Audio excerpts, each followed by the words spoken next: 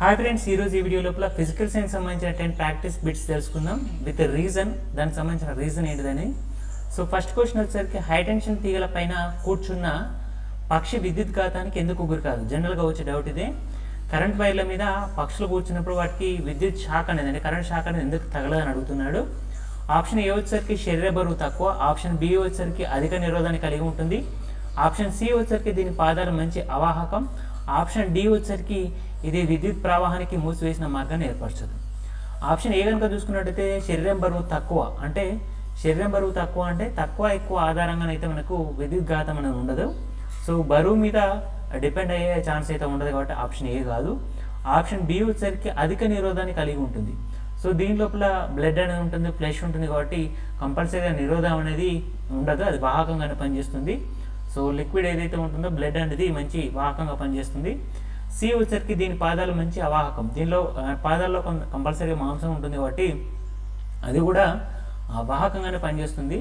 Option D వచ్చేసరికి మనకి ఏంటంటే ఇది విద్యుత్ ప్రవాహానికి మూసివేసిన మార్గాన్ని ఏర్పరచు అంటే ఒకటే కేబుల్ లైన్ మీద కూర్చుంటుంది. అదంటే ఏదైతే పవర్ సప్లై ఉంటుందో ఏదో ఒక పవర్ సప్లై మీద మాత్రం కూర్చుంటుంది. మనకు విద్యుత్ సరఫరా కావాలంటే కంపల్సరీగా రెండు ఉండాలి, యానోడ్ ఉండాలి, క్యాథోడ్ ఉండాలి. జనరల్ డీసీలో చూసుకున్నట్టయితే మనం జనరల్గా పవర్లో చూసుకున్నట్టయితే మనం ఏమంటారంటే ఫేస్ అండ్ న్యూట్రల్ రెండు అన్నది కంపల్సరీగా ఉండాలి. సో ఆ రెండింటికి టచ్ అయినప్పుడు మాత్రమే ఆ పక్షి ఏదైతే ఉందో దానికి విద్యుత్ ఘాతం జరుగుతుంది. బట్ పక్షులు అనేది ఏదో ఒక కేబుల్ మీద మాత్రం కూర్చుంటాయి కాబట్టి విద్యుత్ ఘాతం జరగదు. అంటే ఆన్సర్ వచ్చేసరికి మనకి ఏంటంటే ఇది విద్యుత్ ప్రవాహానికి మూసివేసిన మార్గాన్ని ఏర్పరచదు, అంటే ఒకటే కేబుల్ మీద కూర్చుంటుంది. నెక్స్ట్ క్వశ్చన్ వచ్చేసరికి నీరు మరుగుతున్న సందర్భంలో దాని ఉష్ణోగ్రత ఏ విధంగా ఉంటుంది?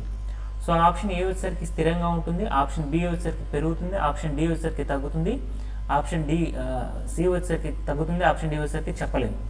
సో ఇక్కడ చూసుకున్నట్టయితే నీరు మరుగుతున్న సందర్భం లోపల అంటే హైయెస్ట్ టెంపరేచర్ ఏదైతే ఉంటుందో ఆ టెంపరేచర్ వచ్చేంత వరకు మనకు మరుగుతూ ఉంటుంది. అంటే ఏదైతే ఉష్ణోగ్రత ఉంటుందో అది హైయెస్ట్గా ఉంటుంది. దాని తర్వాత నీరు ఉష్ణోగ్రత అనేది ఎక్కువ ఉష్ణోగ్రతని ఇవ్వలేదు. అంటే మనకి ఇక్కడ చూసుకున్నట్టయితే ఉష్ణోగ్రత అనేది పెరగదు, ఇక్కడ చూసుకున్నట్టయితే తగ్గుతుంది అంటే తగ్గది, చెప్పలేమనేది కాదు. ఉష్ణోగ్రత అనేది స్థిరంగా ఉంటుంది అక్కడ చూసుకున్నట్టయితే. అంటే నీరు మరుగుతున్న సందర్భంలో దాని ఉష్ణోగ్రత ఏ విధంగా ఉంటుందంటే స్థిరంగా ఉంటుంది.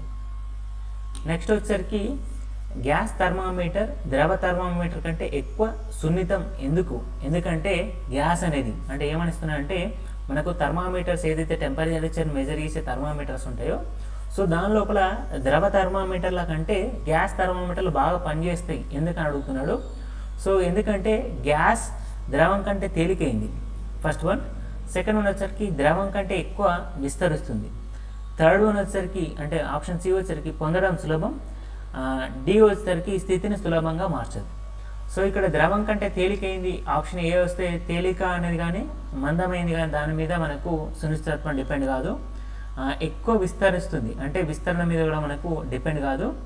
పొందడం సులభం అంటే అవైలబిలిటీని బేస్ చేసుకొని కూడా ఉండదు. స్థితిని సులభంగా మార్చదు అంటే మనకు జనరల్గా లిక్విడ్ స్టేట్ నుండి ఇంకొక స్టేట్కి కన్వర్ట్ కావడం కానీ అంటే దాని యొక్క స్థితిని చేంజ్ చేయడం అనేది లిక్విడ్స్ లోపల ఇబ్బందిగా ఉంటుంది. బట్ ఇక్కడికి వచ్చేసరికి ఏంటంటే మనకు గ్యాస్ అనేది స్థితిని సులభంగా మార్చదు కాబట్టి మనకు ఎక్కువ ఎఫిషియెంట్గా పనిచేస్తుంది. నెక్స్ట్ క్వశ్చన్ వచ్చేసరికి పాల నుండి మీగడను తీసివేస్తే దాని సాంద్రత ఏమవుతుందని అడుగుతున్నాడు. సో పెరుగుతుంది, తగ్గుతుంది, అలాగే ఉంటుంది, పెరగవచ్చు లేదా తగ్గవచ్చు అని అడుగుతున్నాడు. సో మీగడ అనేది చాలా తక్కువ లైట్ వెయిట్ ఉండే పదార్థం అది. సో మనం సింపుల్గా చెప్పాలంటే ఒక ఏదైనా వస్తువు లోపల తక్కువ వెయిట్ ఎక్కువ వైశాల్యం కలిగి ఉన్న పదార్థాన్ని తీసేస్తే దాని యొక్క సాంద్రత అనేది పెరుగుతుంది.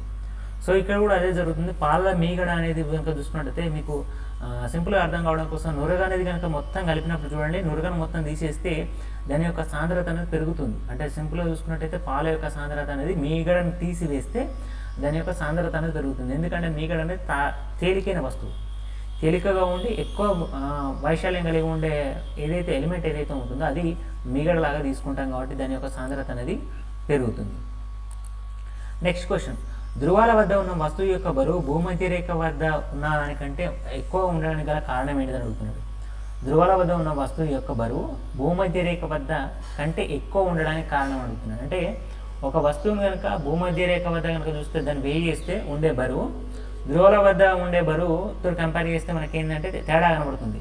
ధ్రువాల వద్ద 10 కిలోల ఉన్న వస్తువు భూమధ్య రేఖ వద్ద ఏంటంటే 9 కిలోల 800 గ్రాములు మాత్రమే ఉంటుంది. ఒక 200 గ్రాములు తక్కువ వస్తుంది. ఎందుకు అని అడుగుతున్నాడు. ఇక్కడ చూసుకున్నట్టయితే ధ్రువాల వద్ద ఉష్ణోగ్రత ఆప్షన్ ఏ. ఆప్షన్ డి వచ్చరికి చంద్రుని ఆకర్షణ ధ్రువాల వద్ద గరిష్టంగా ఉంటుంది. ఆప్షన్ సి వచ్చరికి సూర్యుని ఆకర్షణ ధ్రువాల వద్ద గరిష్టంగా ఉంటుంది. ఆప్షన్ డి వచ్చరికి ధ్రువాల వద్ద గురుత్వాకర్షణ శక్తి ఎక్కువగా ఉంటుంది. అంటే మనం ఇక్కడ ఆప్షన్ కనుక చూసుకున్నట్టయితే గురుత్వాకర్షణ శక్తి ధ్రువాల వద్ద ఎక్కువగా ఉంటుంది. ఎందుకంటే ఇక్కడ చూడండి మీరు, సో మీరు ఇక్కడ మనకు భూమి ఈ విధంగా ఉన్నప్పుడు ఇది ధ్రువాలు అవుతాయి, ఈ విధంగా వస్తాయి ధ్రువాలు. సో ఇక్కడ మనకు ఈ రేడియస్ అంటే ఇక్కడ నుండి భూమధ్య రేఖతో కంపేర్ చేస్తే, ఇక్కడ నుండి కంపేర్ చేస్తే మనకు ఈ భూ కేంద్రం నుండి ఇక్కడికి తక్కువ డిస్టెన్స్ ఉంటుంది కాబట్టి మనకు ఆకర్షణ బలం అనేది ఎక్కువ ఉంటుంది. ఇక్కడ 10 ఉందనుకోండి, ఇక్కడ 9.7 to 9.8 వరకు వస్తుంది. సో అంటే అప్రాక్సిమేట్ ఇక్కడ 10 కేజెస్ ఉన్న 10 కేజెస్ ఉన్న వస్తువు ఇక్కడికి వచ్చరికి 970 గ్రాములు 9,070 700 గ్రాములు మాత్రమే ఉంటుంది. అంటే 9 కిలోల 700 గ్రాములు ఉంటుంది. కాబట్టి ఇక్కడ ధ్రువాల వద్ద మాత్రమే మనకు ఎక్కువ బరువు అనేది ఉంటుంది ఒక వస్తువుని తీసుకుంటే. నెక్స్ట్ క్రికెట్ ఆడేటప్పుడు కూడా మనకు కనుక బాల్ కనుక ఎక్కువ స్వింగ్ కావడం అంటే బాగా ఎగరడం అనేది కనుక చూసుకున్నట్టయితే ఈ మ్యాచ్లు ఉండే ఉపఖండ మ్యాచ్లు కనుక చూసుకున్నట్టయితే మామూలుగా ఇక్కడ ఏదైతే ఖండాల దగ్గర చూసుకున్నట్టయితే ధ్రువాల వద్దతో కంపేర్ చేస్తే ఈ లైన్లో ఉండే క్రికెట్ మ్యాచ్లు ఏవైతే ఉంటాయో వాటి దగ్గర మనకు బాల్ అనేది ఎక్కువ ఎగరడం జరుగుతుంది. సో ఇక్కడ గురుత్వాకర్షణ బలం ఎక్కువ ఉంటుంది కాబట్టి తక్కువ ఎగురుతుంది, ఇక్కడ ఎక్కువ ఎగురుతుంది. ఓకే, నెక్స్ట్ క్వశ్చన్ కనుక చూసుకున్నట్టయితే ఈ ఆప్షన్ కనుక చూసుకున్నట్టయితే ధ్రువాల వద్ద గురుత్వాకర్షణ శక్తి ఎక్కువగా ఉంటుంది. నెక్స్ట్ క్వశ్చన్, 1 కిలో ద్రవ్యరాశి ఉన్న శరీరం భూమికి సమానమైన శక్తితో ఎంత శక్తితో ఆకర్షించబడుతుందని అడుగుతున్నాడు. అంటే మనకు 1 kg ఉన్న ద్రవ్యరాశి ఉన్న శరీరం ఏదైనా వస్తువు కానీ శరీరం కానీ భూమికి సమానమైన శక్తితో ఆకర్షించబడుతుంది. ఎంత సమానమైన శక్తితో ఆకర్షించబడుతుంది అంటే 9.8 న్యూటన్. నెక్స్ట్ బి వచ్చేసరికి 6.67 × 10⁻11 ఇది. నెక్స్ట్ -11. నెక్స్ట్ కనుక చూసుకున్నట్టయితే సి వచ్చేసరికి 1 న్యూటన్. నెక్స్ట్ డి వచ్చేసరికి 9.8 మీటర్/సెకండ్. సో ఆకర్షించబడుతుంది అంటే మనకు ఇది శక్తికి సంబంధించి వస్తుంది కాబట్టి న్యూటన్స్లలో వస్తుంది. సో న్యూటన్స్లలో 2 మాత్రమే ఉన్నాయి. నెక్స్ట్ 1 kg అంటే మనకు ఏదైతే ఫోర్స్ ఈక్వల్ టు mg అవుతుంది. సో m వచ్చేసరికి మనకి ఇక్కడ 1 kg. నెక్స్ట్ g వచ్చేసరికి 9.8 కాబట్టి మనకు ఆప్షన్ ఏ అవుతుంది. ఆప్షన్ ఏ వచ్చేసరికి 9.8 న్యూటన్స్ అవుతుంది. ఇక్కడ చూసుకున్నట్టయితే F = mg ఫార్ములా యూజ్ చేస్తాం మనం. సో F = mg లోపల F అంటే మనకు ఆకర్షణ బలం, ఏదైనా బలాన్ని న్యూటన్స్లో ఇండికేట్ చేస్తాం కాబట్టి డైరెక్ట్ ఈ 2 అని చెప్పొచ్చు. సో ఈ రెండింటిలో mg వస్తుంది ఇక్కడ. సో g వచ్చేసరికి 9.8, నెక్స్ట్ m వచ్చేసరికి 1. సో మనకి ఆన్సర్ వచ్చేసరికి ఏంటంటే ఆప్షన్ ఏ అవుతుంది. నెక్స్ట్ క్వశ్చన్, విద్యుదయస్కాంతం యొక్క ప్రధాన భాగం ఏంటిదని అడుగుతున్నాడు. అంటే ప్రధాన భాగం ఏదైతే ఉంటుందో దాన్ని దేంతో తయారు చేస్తారు ఇండైరెక్ట్గా. సో ఏ వచ్చేసరికి మృదువైన ఇనుము, నెక్స్ట్ బి వచ్చేసరికి గట్టి ఇనుము, నెక్స్ట్ సి వచ్చేసరికి తుప్పు పట్టిన ఇనుము, డి వచ్చేసరికి పైవి ఏవి కాదంటున్నాడు. సో మనకు విద్యుదయస్కాంతం యొక్క మెయిన్గా మనం మెటల్ ఏదైతే యూజ్ చేస్తామంటే అది మృదువైన ఇనుముతో తయారు చేస్తాం. సో అది మాత్రమే మనకు అయస్కాంతంలాగా మారడానికి ఛాన్స్ ఉంటుంది కాబట్టి ఆప్షన్ ఏ మృదువైన ఇనుము. నెక్స్ట్ క్రింది వాటిలో బయోగ్యాస్లో భాగం ఏదని అడుగుతున్నాడు. బయోగ్యాస్ అంటే మనకు ఏవైతే మనకు కిచెన్ వేస్టేజ్ కానీ నెక్స్ట్ ఆవుల పేడతో తయారైన గ్యాస్ ఏదైతే ఉంటుందో దాన్ని బయోగ్యాస్ అంటాం. సో ఇది మనం ఏం చేస్తామంటే జనరల్గా ఉండే గ్యాస్తో కంపేర్ చేస్తే ఈ గ్యాస్ లోపల సేమ్ ఏవైతే ఫ్లేమబుల్ గ్యాసెస్ ఉంటాయో అంటే అంటుకోవడానికి వీలే వాయువులు ఉంటాయి వాటిని మనం ఇది కూడా రిలీజ్ చేస్తుంది.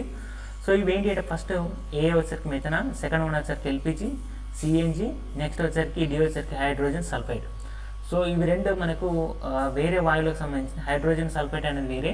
సో మీథేన్ మాత్రమే మనకు గోబర్ గ్యాస్ లోపల కానీ బయోగ్యాస్ ఈ రెండింటి లోపల ఉండేది ఏంటంటే మీథేన్ ఉంటుంది. LPG liquid petrol gas, CNG ఇవన్నీ మనకు బయట ప్రైవేట్ లోపల యూజ్ చేసే అంటే ఏదైనా ప్రైవేట్ సెక్టార్స్లో యూజ్ చేసే గ్యాసెస్. మీథేన్ మాత్రమే బయోగ్యాస్లో వచ్చే ఎలిమెంటు. సో ఏదైతే బయోగ్యాస్ కానీ నెక్స్ట్ గోబర్ గ్యాస్ కానీ వీటిలలో వచ్చేది ఏంటంటే మీథేన్. ఆప్షన్ వచ్చేసరికి ఏ మీథేన్.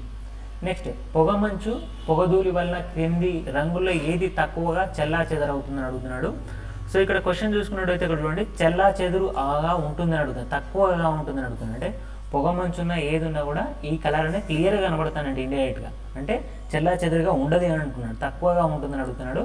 సో ఆప్షన్ ఏ వచ్చేసరికి వైలెట్, ఆప్షన్ బి వచ్చేసరికి నీలం, ఆప్షన్ సి వచ్చేసరికి ఎరుపు, ఆప్షన్ డి వచ్చేసరికి పసుపు. ఆన్సర్ వచ్చేసరికి ఎరుపు కాబట్టి మనం ఏం చేస్తారంటే ఎక్కువగా పొగ మంచు ఉన్నప్పుడు ఏం చేస్తారంటే లైట్ వేసుకొని వెళ్తుంటారు చాలామంది. ఎరుపు అనేది ఏం చేస్తుందంటే ఎక్కువ దూరం అనేది మనకు కంటికి కనబడడానికి ఛాన్స్ ఉంటుంది కాబట్టి పొగ మంచు ధూళి ఉన్నప్పుడు ఏం చేస్తారంటే సో ఎరుపు అంటే మనం లైట్ వేసుకొని వెళ్ళడం వల్ల వాళ్ళకు క్లియర్గా కనిపిస్తుంది. నెక్స్ట్ ఈ సిగ్నల్స్లలో కూడా మనకు ఎరుపు అనేది యూజ్ చేయడానికి కూడా కారణం ఏంటంటే అది తక్కువగా చెల్లాచెదురు అవుతుంది, అంటే మనకు క్లియర్గా కనబడడానికి ఛాన్స్ ఉంటుందని అడుగుతున్నాడు. నెక్స్ట్ మందంగా ఉన్న వాహక నిరోధం సన్నని వాహకం నిరోధం కంటే ఏ విధంగా ఉంటుందంటే రెండు వాహకాలని ఒకటి మందంగా ఉండి ఒకటి సన్నంగా ఉన్నప్పుడు సో వాటిలో ఏ విధంగా ఉంటుంది, సన్నం దానికంటే ఏ విధంగా ఉంటుందని అడుగుతున్నాడు. సో ఎక్కువగా ఉంటుంది, తక్కువగా ఉంటుంది, సమానంగా ఉంటుంది, ఏ మరియు సి అని అడుగుతున్నాడు ఇక్కడ.